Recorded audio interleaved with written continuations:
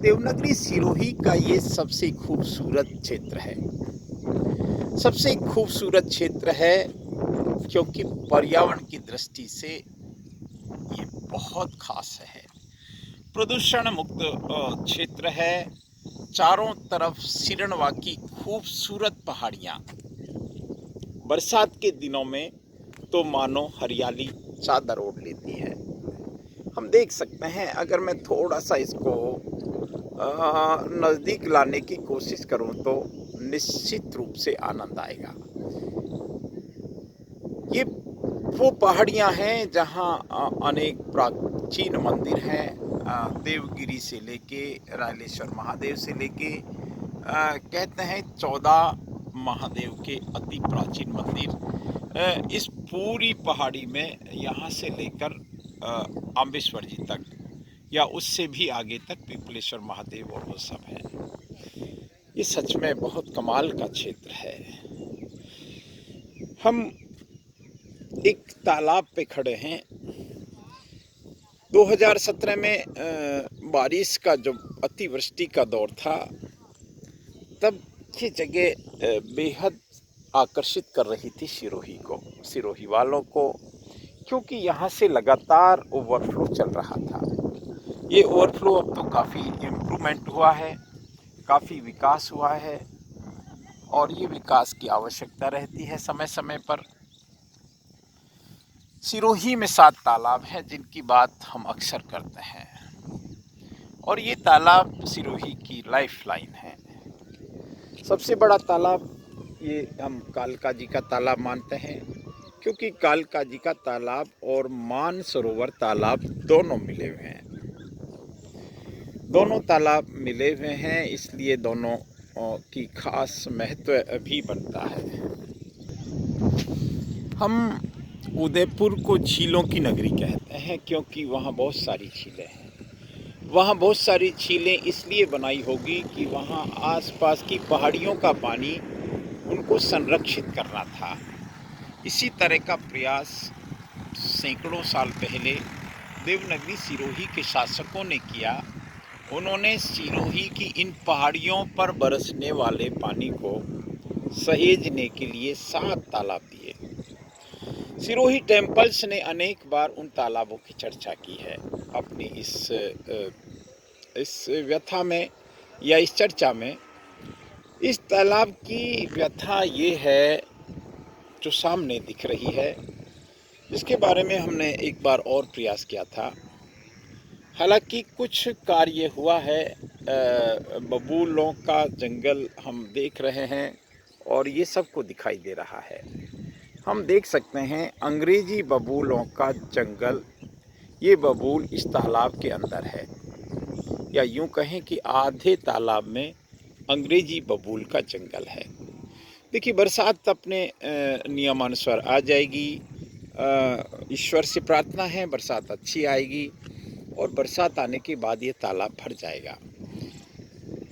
अब होना ये चाहिए, देवनागरी सिरोही जिसमें अनगिनत सामाजिक संगठन हैं, धार्मिक संगठन हैं, भामाशाहों की लंबी सूची है, गौ भक्त हैं, जल पुरुष हैं, जल संरक्षण के लिए काम करने वाले लोग हैं, उन तक अगर ये बात पहुंचती है तो एक काम तुरंत करना चाहिए। मैं जल ही जीवन है व्हाट्सएप ग्रुप को भी ये संदेश देना चाह रहा हूँ इस वीडियो के माध्यम से। जल संसाधन विभाग तक भी अगर ये बात पहुंचती है तो उसको भी ये सोचना चाहिए कि ये अंग्रेजी बबूल तो साफ़ होनी चाहिए साहब। ये बहुत साफ़ दिख रहे हैं। इनकी सफाई 2-3 कारणों से ज़रूरी है। एक तो ये कि ये कांटे का जंगल है जो पानी के अंदर कोई उपयोग नहीं है। दूसरी ये है कि इसमें जलचर जीव, देखिए ये जो बहुत महत्वपूर्ण बात कह रहा हूँ मैं, जब ये तालाब भर जाएगा और अगर 5, 7, 8 महीने ये पानी रहेगा तो उसमें बहुत सारे जलचर जीव, मछली आदि भी, तो इन इन इन कांटों में बहुत कष्ट पाएंगे साहब। तो इसलिए एक अपील है, एक निवेदन है, एक एक प्रार्थना है कि इन बबूलों को बरसात से पहले साफ कर देना चाहिए। कोई बहुत करोड़ों का बजट नहीं है, लाखों का बजट भी नहीं है। अगर इसमें 2, 3, 4 दिन जेसीबी लग जाती है तो इनको जड़ सहित उखाड़ा जा सकता है। पता नहीं क्यों मौन है हम, पता नहीं क्यों आंख बंद करके बैठे हैं, पता नहीं क्यों इस बारे में चिंतन नहीं कर रहे, पता नहीं ये बबूलों के कांटे हमको दिखाई नहीं दे रहे, पता नहीं ये समस्या हमको क्यों नहीं दिखाई दे रही। लेकिन ये वाकई में एक बड़ी समस्या है। और देखिए, तालाबों को सहेजना जितनी जिम्मेदारी सरकार की है उतनी जिम्मेदारी समाज की भी है। राज, समाज और भामाशाह मिलकर जब त्रिवेणी संगम बन जाता है तो काम होता है। ये संभवतः कुछ पाल के ऊपर से बबूल जरूर साफ किए हैं, लेकिन ये सारे बबूल खड़े हैं। मैं राजेंद्र नरू का एक बात कहूँगा, ये मुश्किल काम नहीं है, ये होना चाहिए। और जो भी तालाबों में इस तरह के बबूल हैं उनको वो सफाई होनी चाहिए। इसी के साथ में एक और खूबसूरत दृश्य आपको दिखा दूँ। ये सामने अरबुदा गौशाला है और इसको बहुत दूर तक अगर देखेंगे तो अरबुदा गौशाला का गोचर है। प्रशासन इस गौशाला को बेहतरीन ढंग से चला रहा है निश्चित रूप से, लेकिन इसमें और अपडेट किया जा सकता है, इसमें और अपडेट होना चाहिए।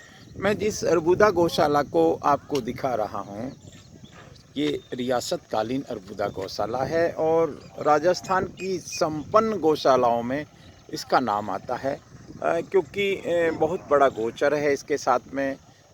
और वो इतना गोचर होते हुए बहुत बड़ी मतलब हम इस समस्या से आसानी से पार पा सकते हैं। ये देखिए, हालांकि काफ़ी विकास हुआ है इस अरबुदा गौशाला में, लेकिन विकास की कोई सीमा नहीं होती। इस समय यहाँ जो भी 500-600 गौवंश रह रहा है, उतना ही गौवंश शहर में है, सड़कों पर है। मैं ये कहूँगा, क्योंकि मेरी भी यहाँ भावना है, बहुत सारे लोगों की भावना है, लोग आते भी हैं, लेकिन हमारे पास अगर समर्थ लोग हैं, अगर हमारे पास समर्पित लोग हैं, तो इस व्यवस्था में एक बहुत बड़ा हम फेर बदल कर सकते हैं, इसको अपडेट कर सकते हैं। मैं इस बारे में इतना ही कहूँगा कि प्रशासन इसमें और कुछ अपडेट करने का प्रयास करे, ताकि शहर का हर बेसहारा गौवंश को सहारा मिल जाए। 2 बातें आज के वीडियो में प्रमुख है। अंग्रेजी बबूल का जंगल है, यहाँ घास उगानी चाहिए, जिसमें हम हर बार पिछड़ जाते हैं। एक ये लंबी चर्चा हो सकती है, लेकिन इस चर्चा को मैं इतना कहकर ही विराम दूंगा कि हम हर साल चूक जाते हैं। हर साल हम सोचते हैं कि हम 1000-2000 बीघा में कुछ बहुत सुंदर कार्य करेंगे, चारा उगाएंगे, लेकिन ना तो समाज आगे आता है, ना सरकार कुछ कर पाती है, और फिर बरसात निकल जाती है। बहुत बहुत धन्यवाद।